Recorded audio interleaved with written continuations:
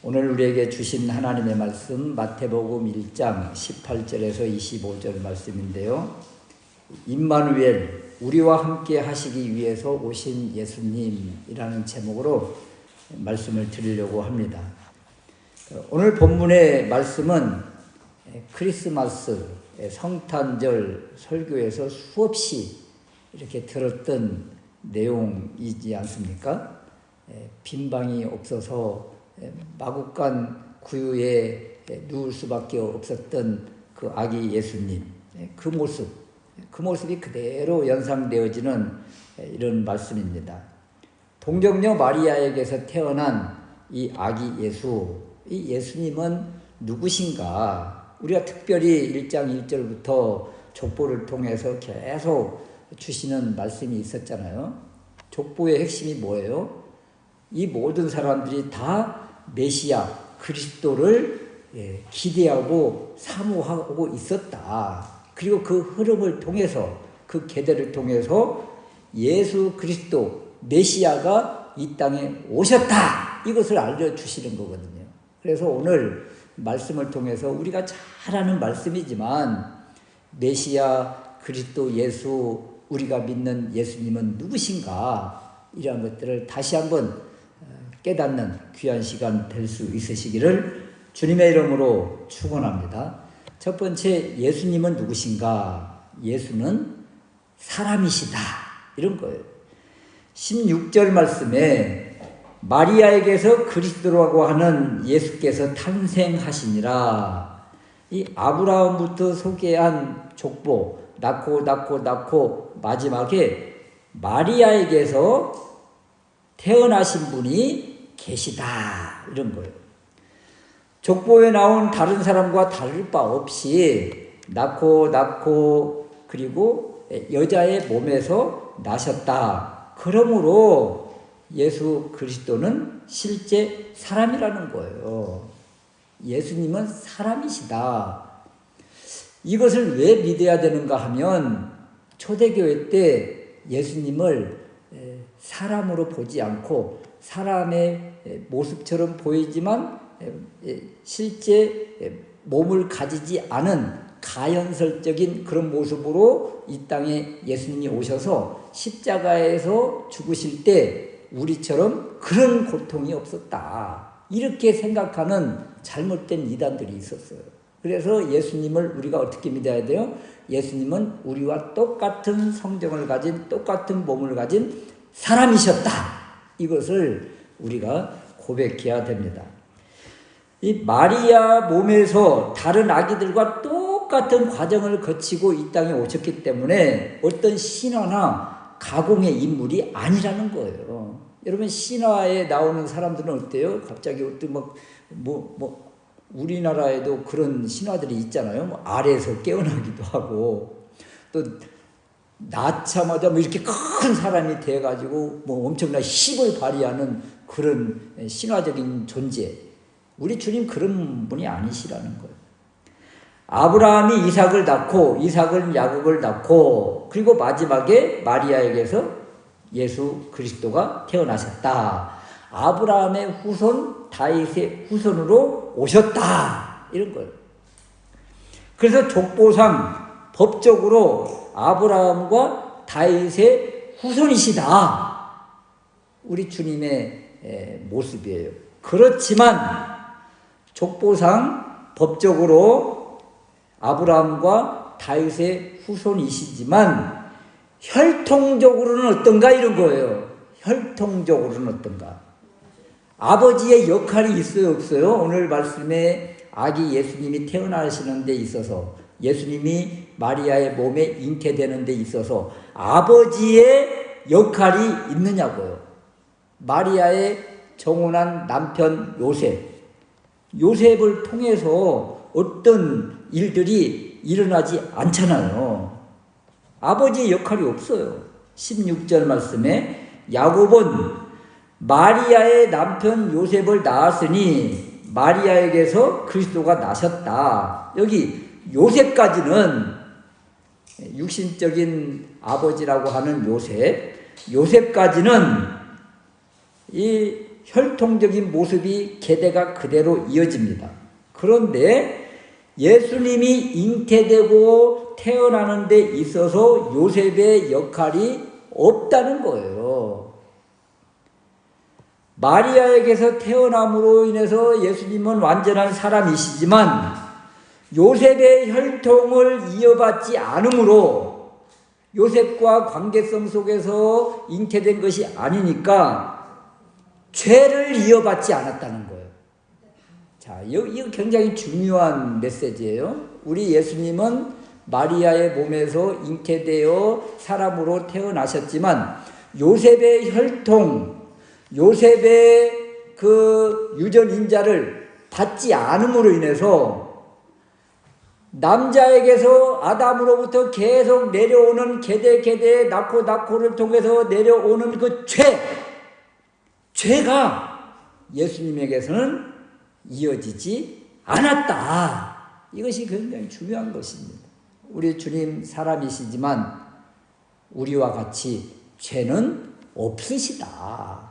다른 사람들과 같이 죄는 없으시다. 여러분, 족보의 핵심은요, 모두가 다 죄인이라는 거예요. 아브라함도 죄인이죠. 이삭도 죄인이죠. 야곱도 죄인이죠. 다윗은 더 큰 죄를 가지고 있잖아요. 다른 왕들 우리가 살펴보고 이 족보에서 삭제된 왕들 얼마나 우상숭배를 극렬하게 했습니까? 그래서 아브라함부터 이 요셉에 이르기까지 모두가 다 이 죄를 다 이어받고 다 죄 가운데 비참한 참상을 가지고 있는 존재. 그래서 이 모든 사람들은 다 누구가 필요한가 하면 메시아가 필요한 거예요. 그리스도가 필요한 거예요. 우리를 구원해 줄 구원주가 필요한 거예요. 그렇지만 우리 주님은 어떻다고요? 이 죄를 이어받지 않았다. 이런 거예요. 죄를 이어받지 않았다. 그래서 모든 사람들, 낳고의 족보상에 있는 사람들, 그리고 이 흐름 속에서 계속 오늘날까지 낳고 가운데 우리가 지금 존재하는데 우리까지 또 앞으로 우리 자손을 통해서 계속 이어질 그들까지 다 누가 필요한가 하면 죄인이기 때문에 죄를 구속해 줄 그 구원자가 필요한 거예요. 이것을 위해서 이 땅에 우리 주님이 오셨는데, 오실 때 우리 주님이 죄를 가지고 죄를 이어받고 태어나셨으면 죄는 죽음으로 갚는 것인데, 피 흘림으로 해결되는 것인데, 우리 주님이 죄를 가지고 이 땅에 오셨다면 당신이 십자가에 못 박히실 때 당신 죄밖에 해결이 안 되는 거예요. 그런데 우리 주님은 이 죄와 상관없이 이 땅에 오셨기 때문에 다른 모든 사람들의 죄를 대신 감당하실 수가 있으시다. 20절 후반절에 또 하나 우리 주님은 어떻게 이 땅에 오셨고 어떻게 잉태되었는가? 18절 후반절에도 성령님으로 말미암아 잉태되었다. 20절 후반절에도 저에게 잉태된 이는 성령님으로 말미암아 된 것이라. 무슨 뜻입니까? 예, 요셉의 혈통, 요셉의 유전인자, 죄의 흐름이 다 차단되어지고 성령님으로 잉태되었기 때문에 죄로부터 아무 죄의 간섭을 받지 않으셨다. 이것이 바로 우리 주님의 모습인 거예요. 그러면 우리가 많은 사람들이 이렇게 생각할 수가 있습니다. 마리아는 죄인이잖아요. 요셉의 그 씨는 받지 않았지만 예수님을 잉태한, 성령님을 통해서 잉태한 예수님을 잉태한 마리아는 죄인이잖아요. 맞아요. 죄인이에요. 마리아도 다 낳고 아버지 어머니를 통해서 마리아도 태어났기 때문에 마리아 죄인입니다. 예수님을 잉태한 마리아 죄인이에요. 카톨릭은 이 마리아를 또 거룩하게 높여서 성모 마리아로 이렇게 추앙하고 있지만 마리아, 우리와 똑같은 연약한 죄인인 거예요. 그러면 우리 예수님은 마리아의 몸에서 잉태되었을 때 그러면 어떻게 된 것인가? 똑같이 이 마리아를 통해서 영양분이 다 들어갔는데 어떤 것인가? 이런 것인데요. 우리 주님은 성령님으로 잉태되었기 때문에 성령님께서 죄가 틈타지 못하도록 완벽한 보호함 가운데 태어나셨다. 그래서 우리 주님을 믿을 때, 우리가 고백할 때, 우리 주님은 완전한 사람이시지만 마리아의 몸, 그 죄의 몸 가운데 계셨지만 우리 하나님께서 완전하게 보호하신 상태였다.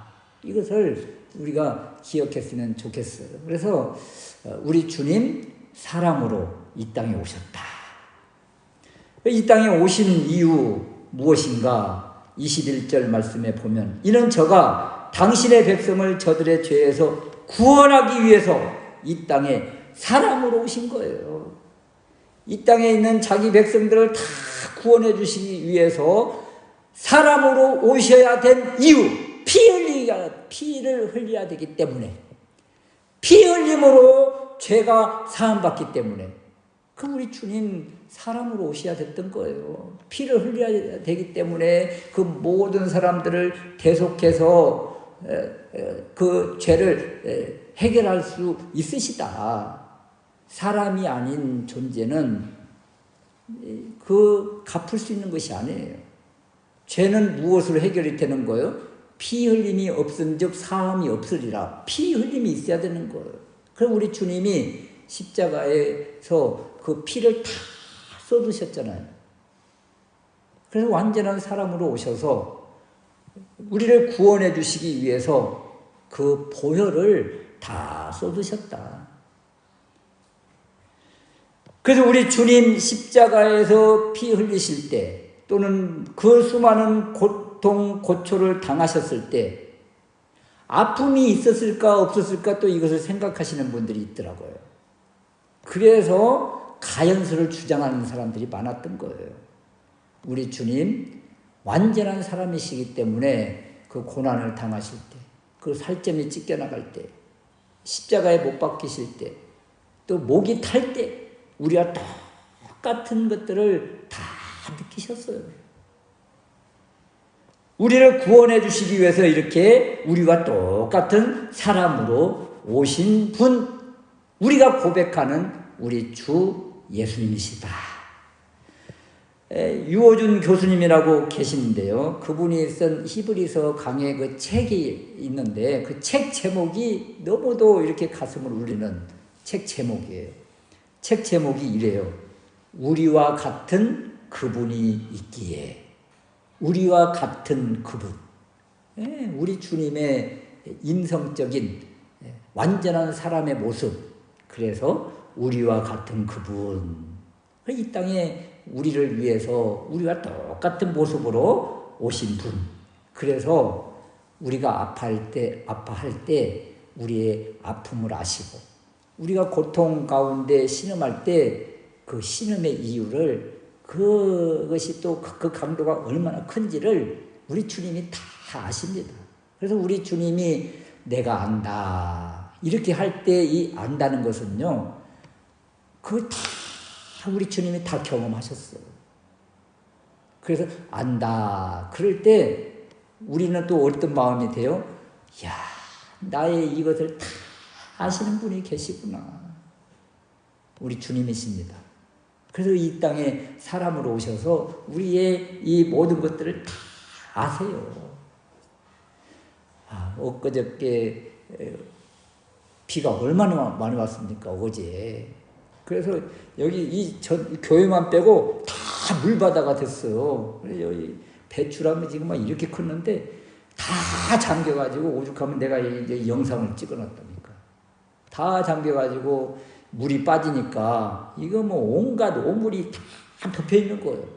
다 찢기고 덮이고 어디서 그렇게 또 달팽이들이 많이 몰려왔는데 달팽이들은 다 붙어 있고 그래서 아침에 그걸 다 이렇게 물로 이렇게 씻어줬어요. 이게 살아날지 안 살아날지는 모르겠는데 원래 한번 이렇게 물에 다 잠긴 것들은 뭐 회복이 안 된다고 그래요. 그런데 그래도 얼마나 키우면서 힘들었는데 그걸 또 그냥 죽게 내버려 두겠어요. 그래가지고 다 이 물로 씻어냈어요.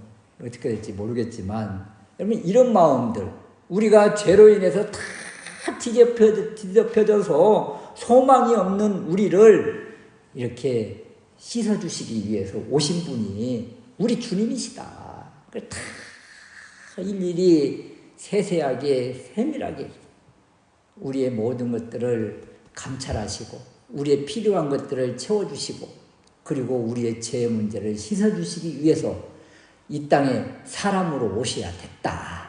피 흘리기 위해서 사람으로 오셔야 됐다.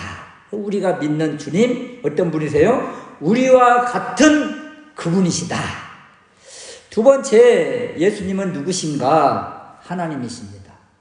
16절 말씀에 야곱은 마리아의 남편 요셉을 낳았으니 마리아에게서 그리스도라고 하는 예수께서 탄생하시니라.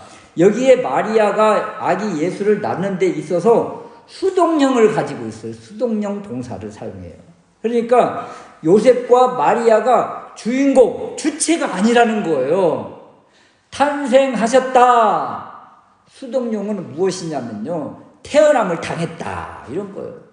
그렇다면 누구에 의해서 태어나고 누가 주도한 것인가? 18절 말씀에 마리아가 요셉과 정혼하고 동거하기 전에 요셉과 마리아가 아이를 잉태했다. 이 요셉과 마리아가 아이를 잉태하는데 주체가 아니에요. 잉태된 시점을 소개하잖아요. 성령님으로 말미암아 잉태되었다. 예수님이 잉태되고 태어나는 모든 과정을 하나님이 주관하셨다.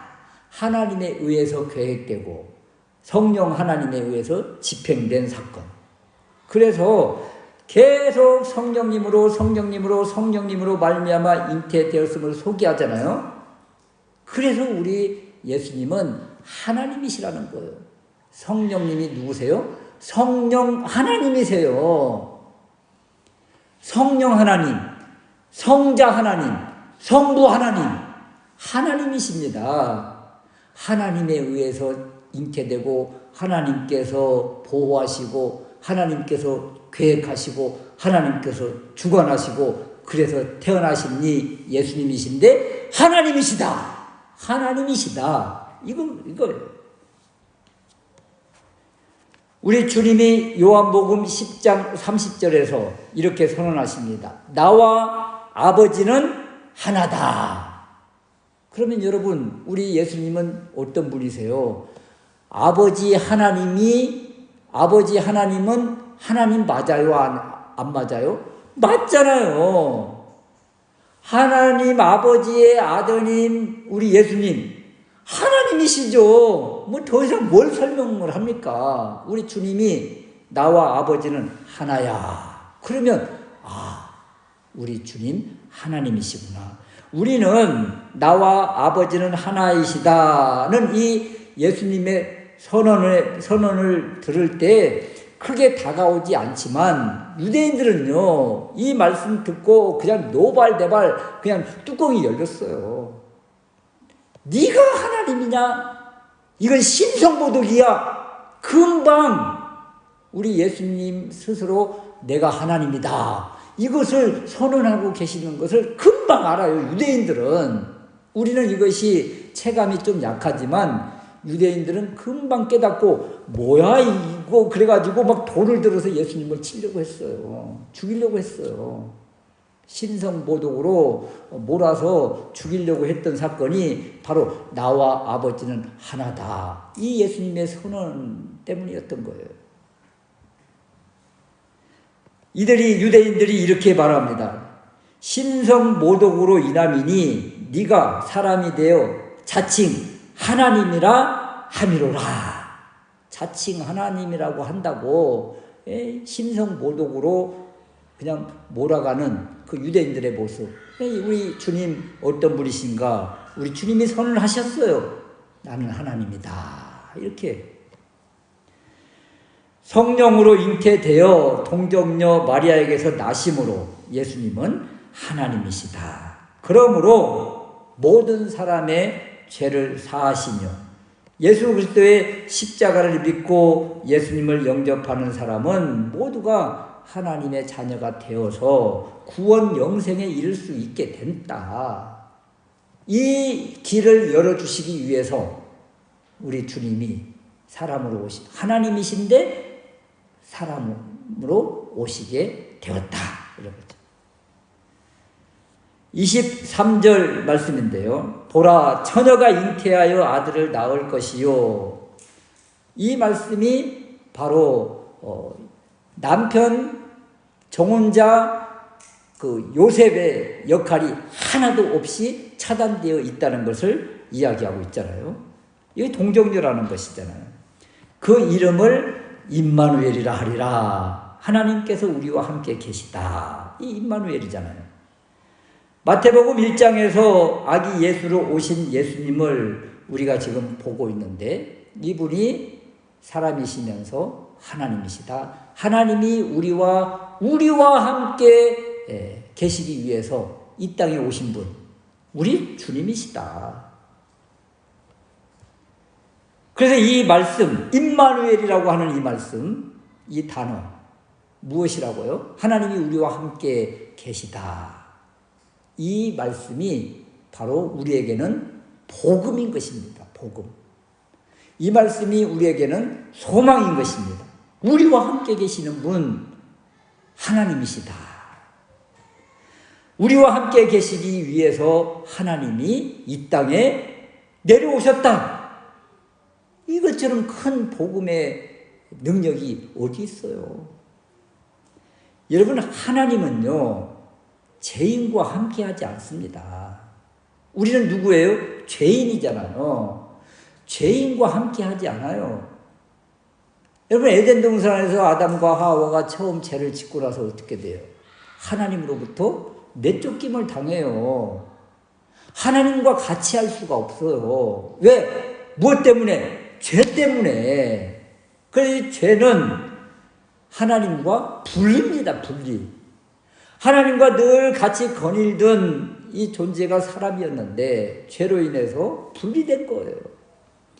이사야서 59장 2절 말씀에 보면 오직 너희 죄악이 너희와 너희 하나님 사이를 갈라놓았고 너희 죄가 그 얼굴을 가리어서 너희에게서 듣지 않으시게 함이라. 죄로 인해서 하나님과 사람 사이가 갈라지고 나누어지고 분리되고 벽이 된 거예요. 그래서 우리 죄로 인해서 하나님은 우리와 함께 하시지 않습니다. 그런데 죄인된 우리와 함께 하시기 위해서 하나님이 이 땅에 오셨는데 그분이 우리 주님이세요. 그러니 얼마나 놀라운 파격적인 이 사건입니까? 아기 예수로 오셔서 우리와 함께 하시기 위해서 오신 예수님, 하나님이신 예수님. 그래서 이 하나님이신 예수님이 우리와 함께 계시다. 이것처럼 놀라운 사건이 세상에 어디가 있느냐고요. 이 성경에서 가장 파격적인 사건이 바로 오늘 이 말씀인 거예요. 죄로 인해서 하나님과 갈라지고 나누어지고 분리되고 벽이 된 이것을 헐고 하나님과 우리 사이를 화목하게 해주시기 위해서 오신 분이 우리 예수님이시다. 이 사건이 바로 십자가 사건이다. 십자가가 바로 하나님과 우리 사이를 잇대어 연결시켜 주시는 그 길이다. 그 십자가의 사건이 얼마나 또 우리에게 큰 은혜입니까, 이게. 그 십자가를 통해서 우리가 하나님 앞에 하나님 아버지에게 당당히 나아갈 수 있게 된 거잖아요. 우리 예수 그리스도 우리 주님으로 인해서 하나님 앞에 나아갈 수 있고 주님과 함께 하나님 아버지와 교제할 수 있게 되었고 우리 힘으로 해결할 수 없는 그 큰 죄의 문제가 해결되었고 그리고 지금도 우리와 함께 하시고 이 은혜를 주신 분 우리 주 예수 그리스도시다. 이 주님이 지금도 우리와 임마누엘 함께 하십니다. 아멘. 세 번째 우리가 생각할 수 있는 것은 오늘 말씀을 통해서 완전한 사람이시며 인성을 가지고 계시다는 것이잖아요. 또 신성, 완전한 하나님이신 이 주님이 이 땅에 오시는데 쓰임받는 사람이 있었다는 거예요. 쓰임받는 도구가 있었다는 거예요. 누구예요? 요셉과 마리아입니다. 그래서 요셉과 마리아를 통해서 우리에게 주시는 메시지가 무엇인가? 여러분, 마리아를 생각해 보세요. 마태복음의 이 수신자는 누구냐면 유대인들입니다. 1차 독자가 유대인들이에요. 그래서 마리아의 이 역할이 많이 소개가 되지 않습니다. 그 대신 누구를 많이 소개를 할까요? 유대인들은 남자주의주잖아요. 그러니까 남자인 요셉을 많이 이끌어내고 있어요.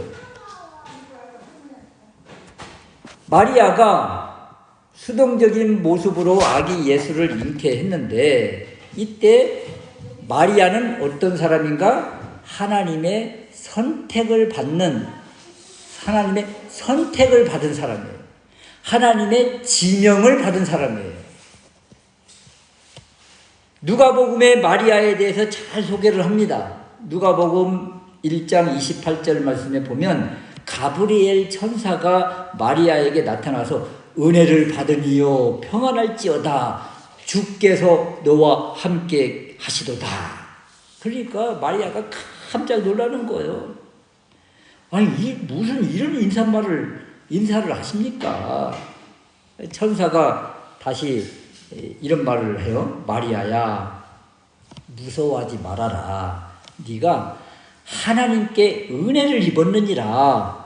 보라 내가 잉태하여 아들을 낳으리니 그 이름을 예수라 하라. 마리아는 현재 어떤 몸이에요? 남자 사내를 경험하지 않는 그런 처녀예요. 정혼한 남편, 쉽게 말하면 요셉이 있어요. 그런데 내가 사내를 알지 못하는데 어떻게 어떤 일? 잉태, 아기가 잉태되는 이런 일이 있을 수 있습니까? 이 잉태의 과정이 없어요. 지금 마리아에게는 남자와 여자를 통해서 잉태되는 것이거늘 사내와 경험이 없는데 어떻게 잉태가 되는 일이 있을 수 있단 말입니까? 그랬더니 성령께서 내게 임하시고 지극히 높으신 이의 능력이 너를 덮으시리니 성령으로 말미암아 잉태됨을 선언하는데, 이렇게 해서 마리아가 잉태가 되면 이 일을 어떻게 감당을 할 수 있겠어요? 약혼한 정혼한 이 여자가 잉태를 하면 어떻게 될까요? 이 율법에서는 신명기 22장 23절 이하에 보면 처녀인 여자가 남자와 약혼을 했어요. 자, 처녀인 여자 마리아잖아요. 남자와 약혼했다. 요셉이잖아요. 이렇게 요셉과 마리아는 정혼한 사이예요. 그런데 어떤 남자가 여자에게 그를 성읍 중에서 만나 동침하면 너희는 그들을 둘 다 성문으로 끌어내서 돌로 쳐 죽여라. 이것이 율법입니다. 만약에 또 이 약혼한 여자가 들에서 강간을 당할 수도 있잖아요. 그러면 어떻게 해요? 이 남자를 색출을 해서 죽여야 되는 거예요. 그러니까 요셉은 지금 잉태되는데 아무 관여한 것이 없잖아요. 그러면 약혼한 상태예요. 강간을 당했던 또는 어떤 다른 남자와 교제를 했던, 그래서 잉태가 되었다면 둘이 합의하에 됐다면 둘 다 죽여야 되는 거고, 자기 힘으로 어떻게 감당이 안 돼서 잉태가 되었다면 그 남자를 색출해서 죽여야 되는 것이 율법입니다. 율법. 그러니까 마리아가 지금 뭐 성령님으로 잉태되었든 뭐 어떻게 됐든 하나님이 천사를 통해서 네가 잉태될 거야 이 말씀을 받을 때 무엇이 걱정이 돼요? 죽음이 걱정이 됩니다. 죽을 수밖에 없는 거예요. 그 상황이. 그런데도 불구하고 누가복음 1장 38절 말씀에 보면 마리아가 가로되 주의 여종이오니 말씀대로 제게 이루어지이다. 이걸 그대로 받아들입니다. 그러니까 지금 잉태를 받아들인다. 이것은 내가 죽음을 당할지라도, 내가 수치를 당할지라도, 또 요셉에게서 쫓겨날지라도 나는 다 받아들입니다. 이 고백이 마리아의 고백이에요. 그래서 이 마리아를 통해서 우리가 배울 수 있는 것은 주님이 나를 도구로 쓰고 싶어 하신다. 그러면 어떻게 해요? 내어주는 거예요. 이걸 헌신이라고 하고 충성이라고 합니다. 자신의 몸을 내어주는 것. 주님이 사용하시겠다면 아멘 하는 것입니다. 그러니까 나는 없고 주님만 있는 거예요. 이 마리아의 모습이에요. 이것을 우리에게 지금 교훈해주고 있는 것입니다. 우리는 은혜는 많이 사모를 해요. 마리아는 은혜를 받은 이요 이렇게 은혜를 받았다고 했을 때 그대로 주의 여종이오니 하면서 자기의 생명을 내놓습니다.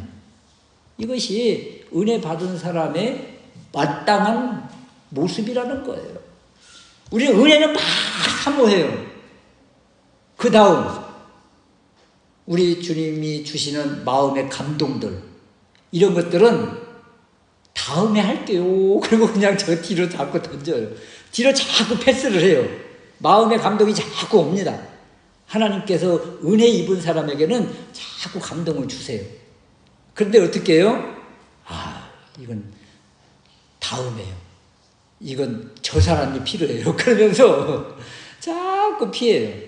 그러니까 어떻게 됩니까? 결국은 은혜가 떨어지는 사람이 되는 거예요. 마리아를 통해서 우리에게 주시는 메시지, 주님이 나를 쓰시겠다 하시면 아멘 하겠습니다 하는 것이지. 또 요셉이 주는 메시지가 있는데요. 누가복음에서는 또 요셉을 침묵해요. 그 대신 이 마태복음에서 요셉을 끄집어내고 있는데 마태복음 1장 18절에서 19절 말씀에 정혼한 마리아가 잉태된 것을 알았습니다.